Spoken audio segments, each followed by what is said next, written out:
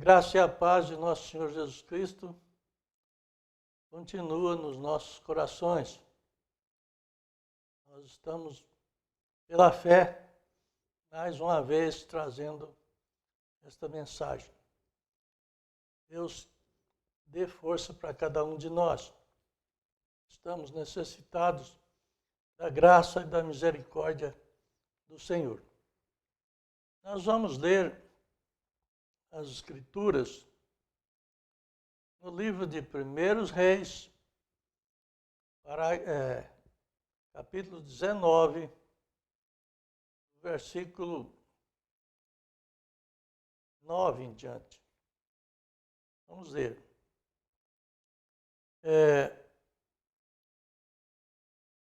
Nós notamos o profeta aqui prega a mensagem cujo título é Que Fazes Aqui?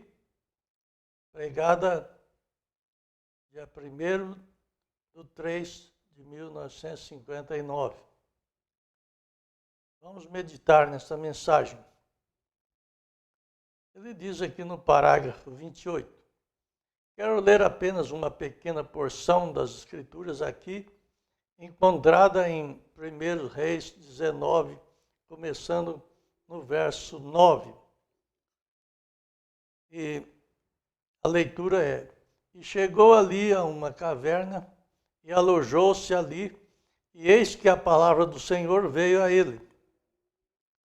E disse-lhe: O que fazes aqui, Elias? E ele disse: Fui zeloso ou ciumento pelo Senhor Deus dos exércitos, e por seus. Porém, os filhos de Israel abandonou a sua aliança e derrubou os seus altares e matou os teus profetas à espada. E eu somente eu sou deixado e eles buscam a minha vida para tirá-la. E ele disse, Deus disse a ele: Sai e põe-te ao monte diante do Senhor. E eis que o Senhor passou, e um grande vento tempestuoso foi e rasgou a montanha, e quebrou em pedaços as pedras diante do Senhor. Mas o Senhor não estava no vento. E depois do vento, um terremoto. Mas o Senhor não estava no terremoto. E depois do terremoto, fogo. Mas o Senhor não estava no fogo. E depois do fogo, uma voz mansa e calma. E foi assim que Elias ouviu que ele enrolou o rosto no manto e saiu e parou na entrada da caverna. E eis que lhe veio uma voz e disse: O que fazes aqui, Elias? Muito bem, esta é a leitura. Eu quero dar o título a esta mensagem: 4 fases para ouvir a voz de Deus. Nós notamos aí que o profeta disse que Elias teve um dia difícil. Eles estiveram no Monte Carmelo e lá ele viu a glória do Senhor descer. E ele orou, e fogo dos céus, e então orou, e chuva sobre a terra. E depois, e sob essa tensão, seus nervos estavam quase quebrados. Como eu posso sentir por ele, diz o irmão Branham. Ele, no parágrafo 31, ele disse: E aqui o encontramos, primeiro, pregando para uma nação retrocedida de pessoas e para uma Jezabel que queria o que queria. E o povo chegou a um lugar em que havia abandonado a Deus. Abandonou todas as suas promessas e todos os seus mandamentos. E não mais cumpriu os seus estatutos. E não se importava mais com Deus.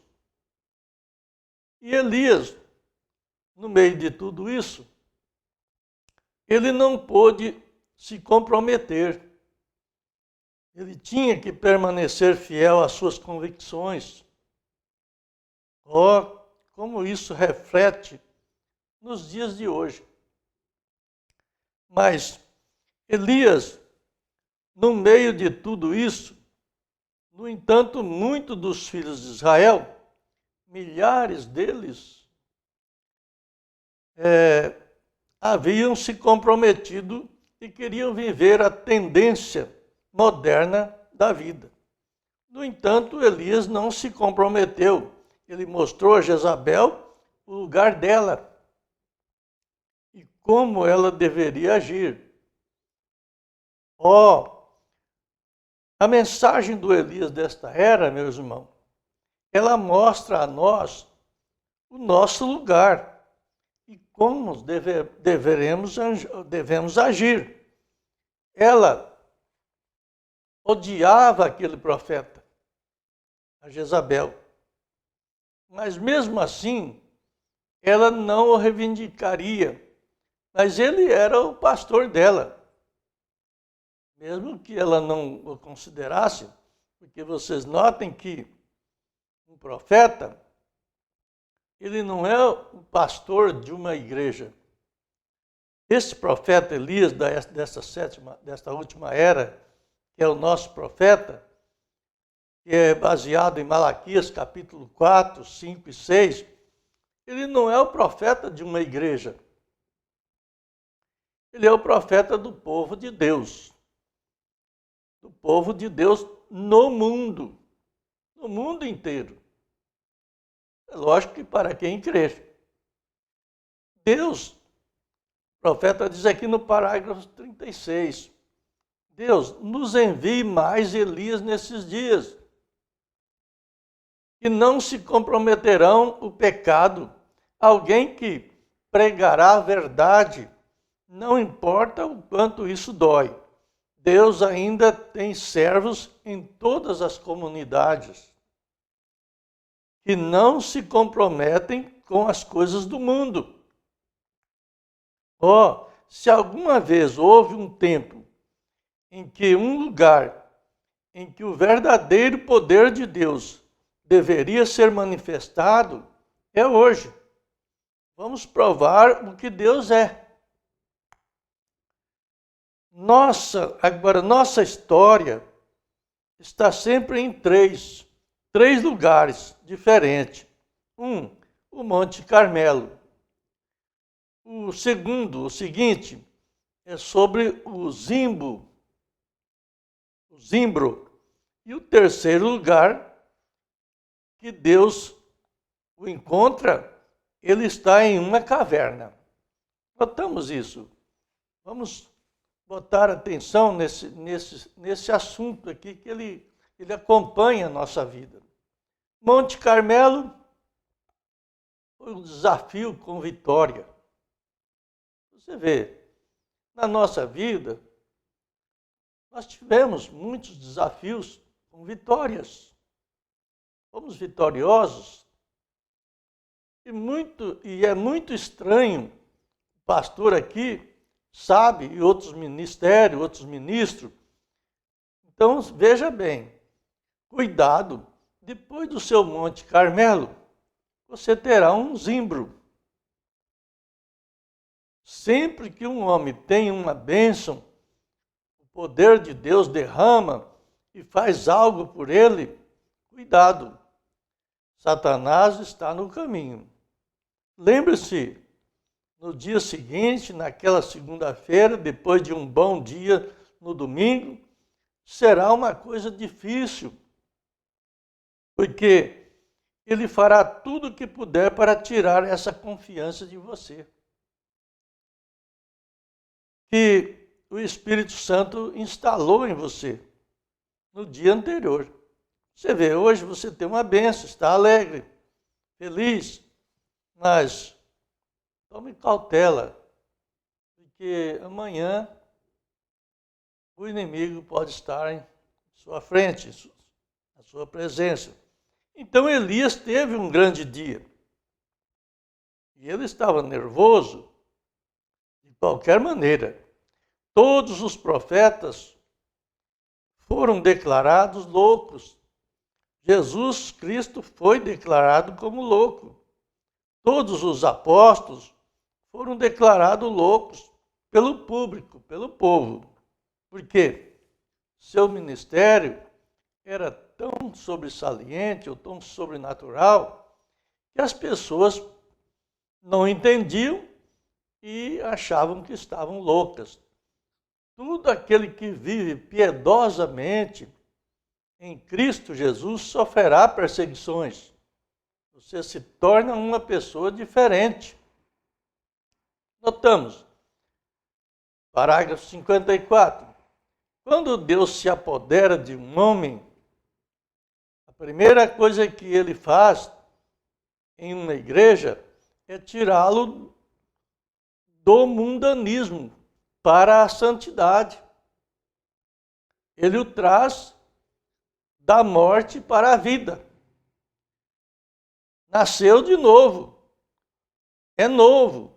Suas ideias são novas. O que precisamos é de um reavivamento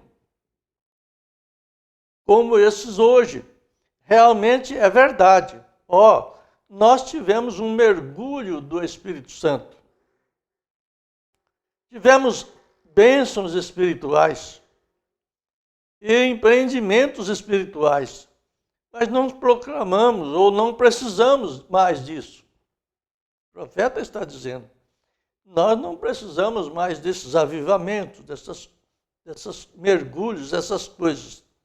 Precisamos de um reavivamento do Espírito de Deus vivo no coração das pessoas.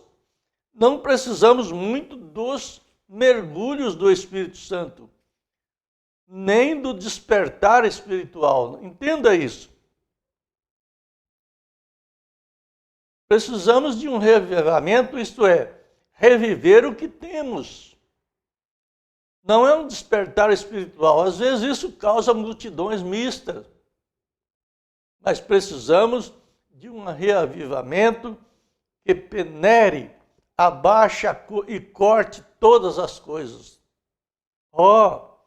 Essa experiência do zimbro, muitos de nós nos encontramos debaixo do zimbro. Eu me coloco lá embaixo, muitas vezes, em um lugar que você não sabe o que fazer.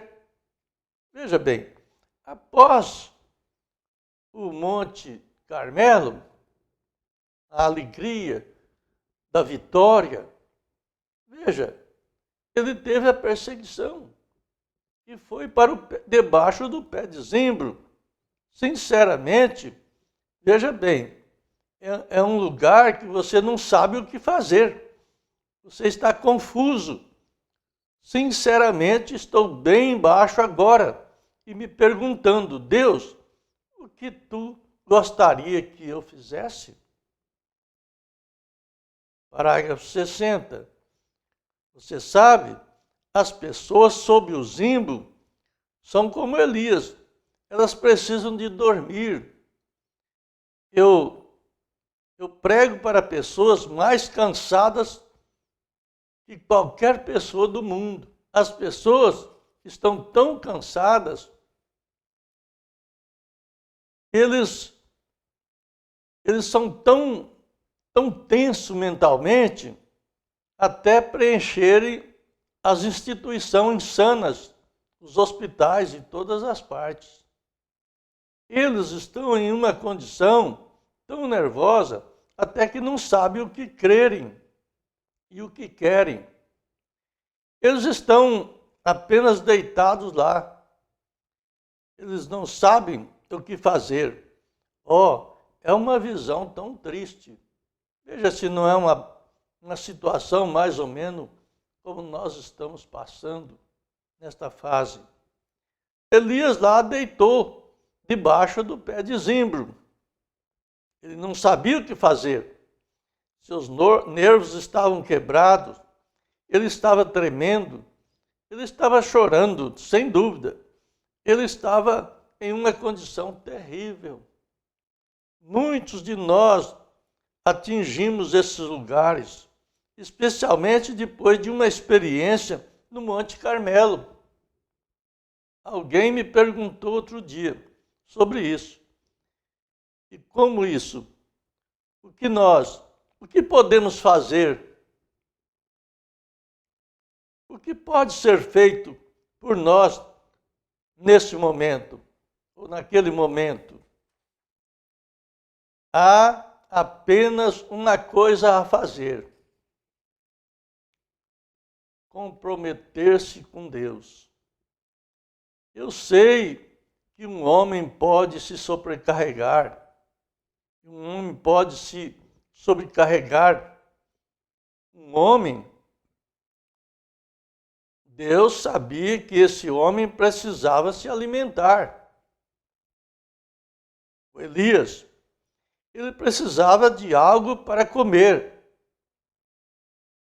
E sobre esse lugar aqui, onde ele estava deitado, Deus tinha que fazer algo por ele.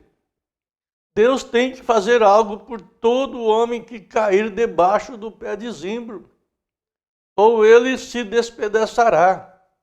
Ele tem que fazer isso se seus nervos estiverem deitados debaixo da árvore. Lá em cima, não sabe o que fazer. Ele cumpriu sua comissão. Elias disse: ó Senhor, deixe-me morrer. Não importa quanto clamamos e acho que isto é aquilo ou aquilo outro, nada pode nos levar até Deus. Está acabado com a gente. Estou tão feliz em saber disso. Ele sabe onde você está hoje à noite. Você pode estar debaixo de um zimbro, tudo que foi, mas lembre-se, ele sabe onde você está. Não precisamos reorganizar muito. Parágrafo 77. Ele enviou um anjo, e o anjo tocou, e ele foi dormir. E quando ele acordou, havia alguns bolos de milho, ou algum tipo de bolo assado, deitado ao lado dele. E ele disse: Elias, levanta-te e coma. Existe a graça de Deus para o seu servo. Veja, ele está descansando. Descobrimos então que ele passou 40 dias e noites. E Deus o localizou de pé, escondido em uma caverna. E foi aí quando Deus queria atrair a sua atenção. Então houve uma grande tempestade e quebrou as montanhas. E era tão poderoso que sacudia as pedras, mas Deus não estava ali na tempestade. Foi antes de Deus. Veja, foi antes de Deus chegar essa tempestade. Então veio novamente um grande terremoto que abalou a terra, mas ainda assim Deus não estava no terremoto. E chegou um fogo, mas Deus não estava no fogo. E então veio uma voz ainda pequena e Deus estava naquela voz.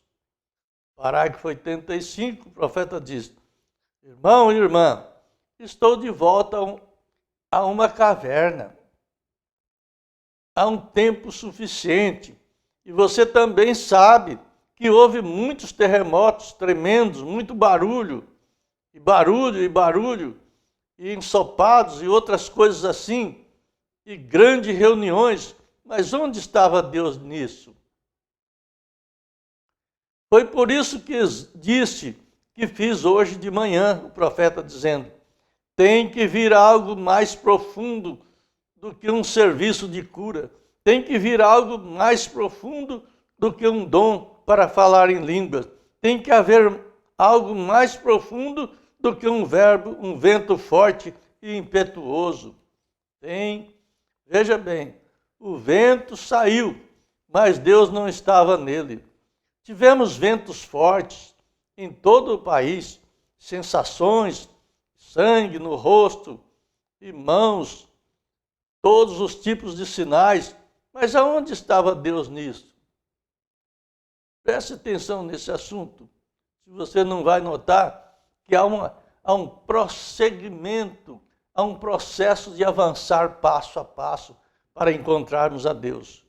Tudo que foi, tudo bem, foi bem. Agora, todo o alarido e as Américas são culpadas de ouvir esses barulhos. Esses barulhos são barulhos pentecostais. Nós amamos o barulho, mas Deus não está no barulho. Embora por mais honroso que coisa seja, como são, Deus ainda não está no barulho. Se assim fosse, quando os africanos venceram, você nunca ouviu tanto barulho e ritmo. E Deus não estava nisso. E tivemos ventos fortes, apressados, tivemos todos os tipos de incêndios, terremotos e abalos e grandes avivamentos. Isso quer dizer espiritualmente. E assim, veja, Deus não estava nisso. Se tivesse, isso apareceria. Mas depois disso, veio uma pequena voz ainda. Então Deus está na voz, na palavra, na voz do sétimo anjo de Apocalipse 10, verso 7. Entenda isto. Esta é a voz de Deus para os nossos dias. Veja bem, e as ótimas coisas, no parágrafo 97, as ótimas coisas que acontecem, elas são quietas. Você sabia disso, amigo?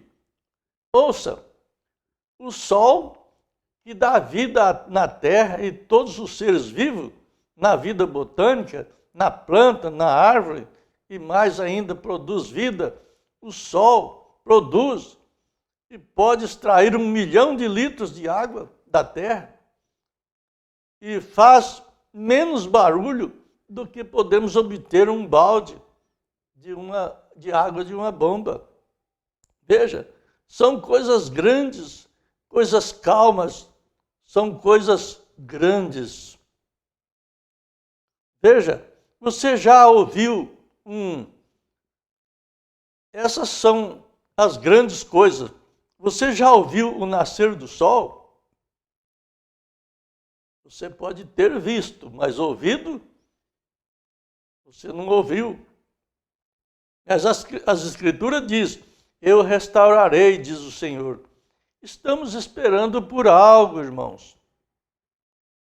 De modo que todos os gritos, tivemos bastante explosão e barulho para converter o mundo inteiro. Já tivemos o bastante de gritar e continuar até que é feito.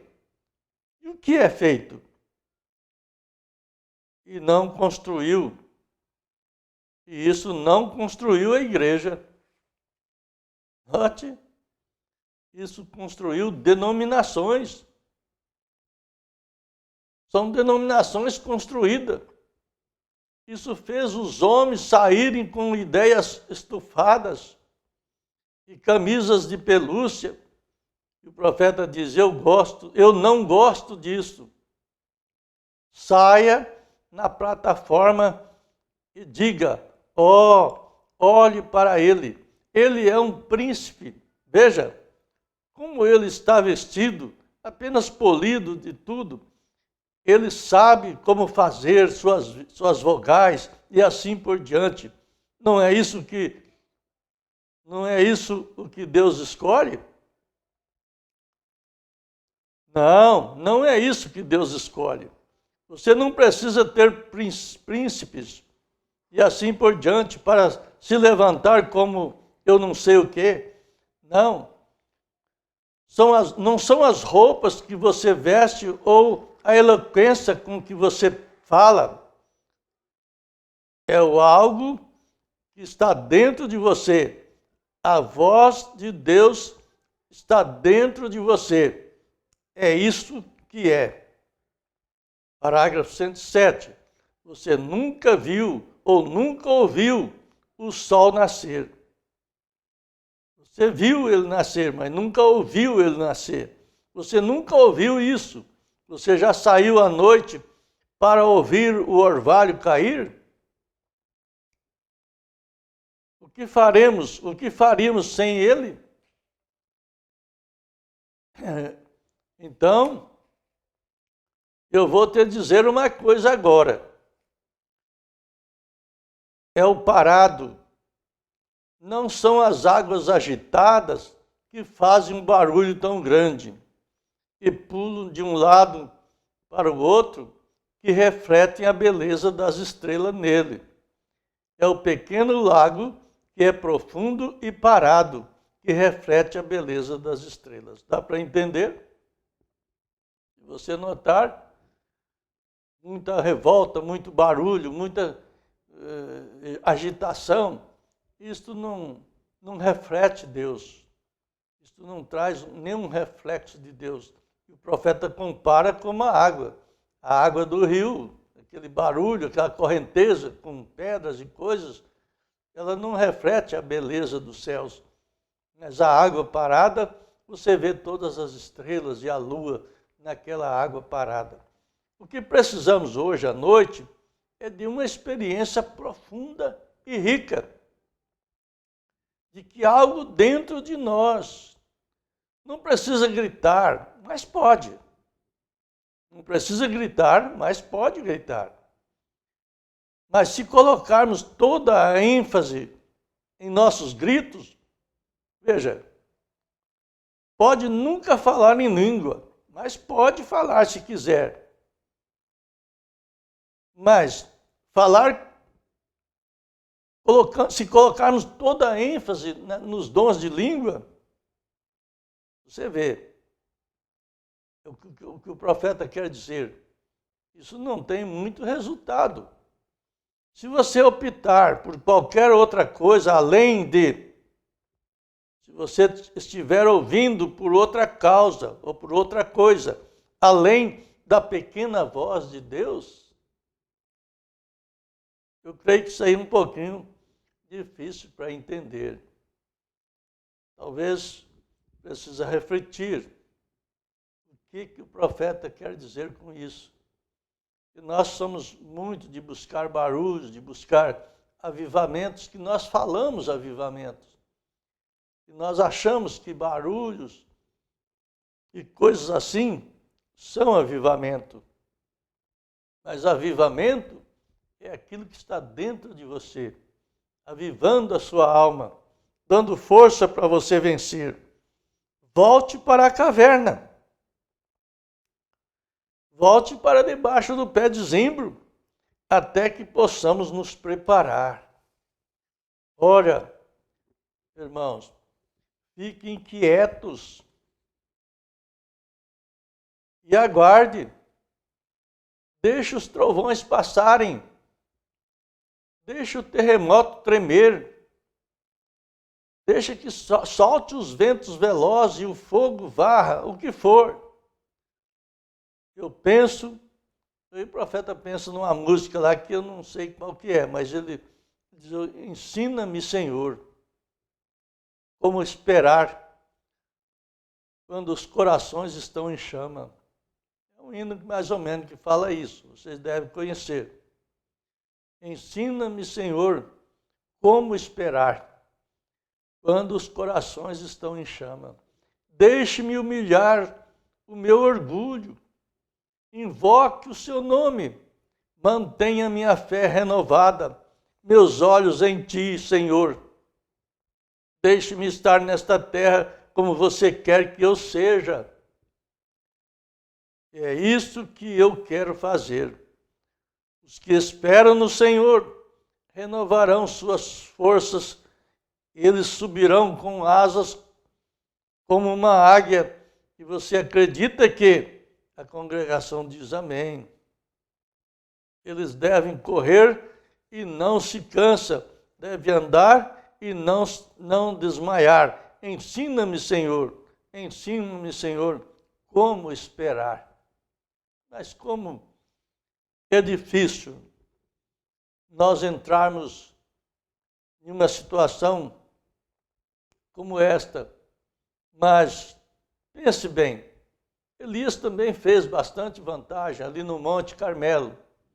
Mas veja a situação, ele precisou ir para debaixo do pé de zimbro. Logo após o pé de zimbro, você vê, ele precisou ir para a caverna.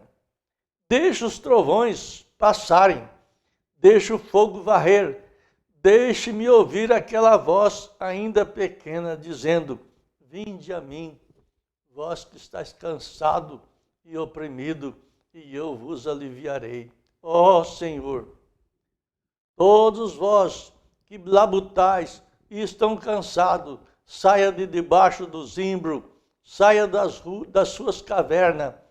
Veja bem, quero esconder minha fé diante do seu sangue e andar adiante e dizer: sim, Senhor, eu agora acredito em Ti.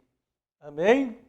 Oramos. Senhor Jesus, que esta palavra possa fazer morada em cada coração.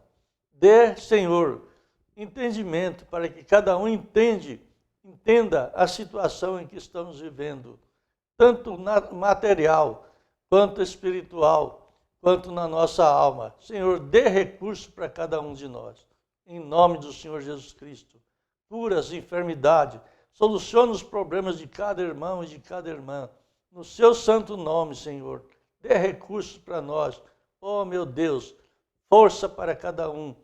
Como as águias renovam, que nós também possamos renovar as nossas forças e flutuar e voar. Em nome do Senhor Jesus Cristo. Amém, Senhor. Amém.